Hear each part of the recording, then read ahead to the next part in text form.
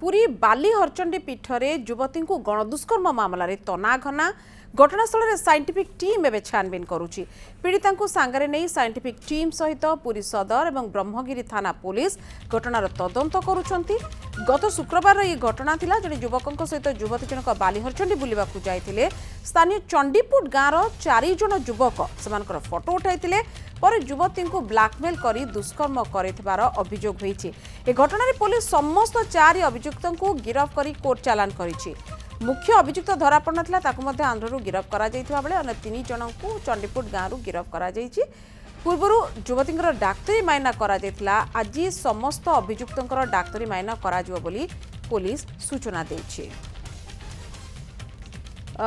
Phone line अच्छा आम पुरी प्रतिनिधि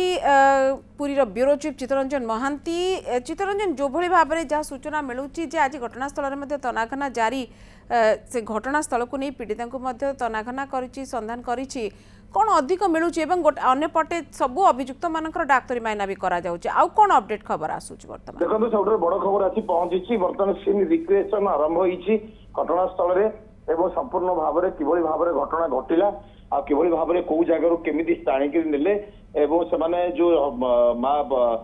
जो हरचंडीकर जो मंदिर रही मंदिर पाखु 2 किलोमीटर रही से जो समुद्र एवं मुहाण मुहरे किभली गोटे छोट मंदिर टी अच्छी से मंदिर निकट में ये घटनाटी घटी मंदिर निकट जंगल में घटी एवं किभली घटना घटला कौ स्थिति घटला एवं बर्तमान आरंभ होती बर्तमान सीन रिक्रिएशन आरंभ होती तारी भितर बर्तमान सब बड़ खबर आसी पहुंची एसटी एक्ट लागू होती जो लागू करा जाइछि वर्तमान जो पीड़िता स्थल में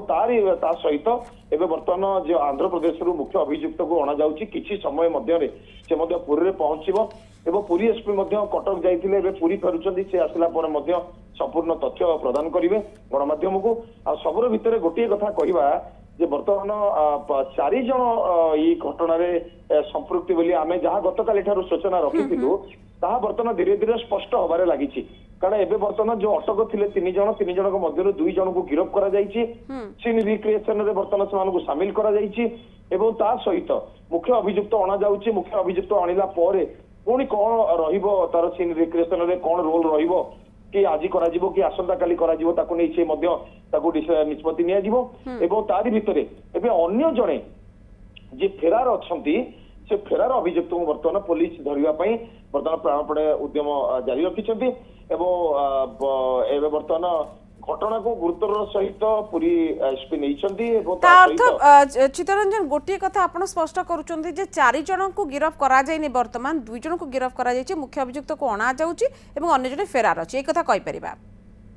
जेहेतु काली 3 जन अटक रखिबा कथा एसपी सूचना देइथिले फोन माध्यम रे आज से 3 जन मध्यरु 2 जन गिरफ्त होइछन्ते अर्थात 2 जन कंफर्म तापरे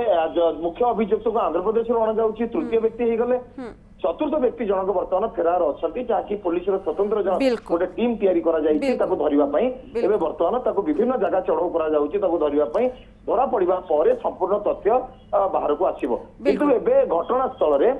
सीन रिक्रिएशन चली जमी कहते चित्तरंजन महांती पूरी ब्यूरो चीफ जो सूचना दौरान बर्तमान सीन रिक्रिएशन घटनास्थल में आरंभ हो जाइए। पीड़िता सांगे धरिकी घटनास्थल में ही साइंटिफिक टीम छानबीन करुच्ची कौ जगार होता घटना केमती रही आउ थे पुणी थे आपन को स्पष्टतार सहित कहुच्छे 2 जन को एपर्यंत गिरफ्त कर तृतीय जन को अणा जाउछि जो मुख्य अभियुक्त कहला आंध्र धरा पड़ा और अन्य जने वर्तमान सुधा भी फेरार अच्छे। बहुत बहुत धन्यवाद चित्तरंजन महांती सब सूचना।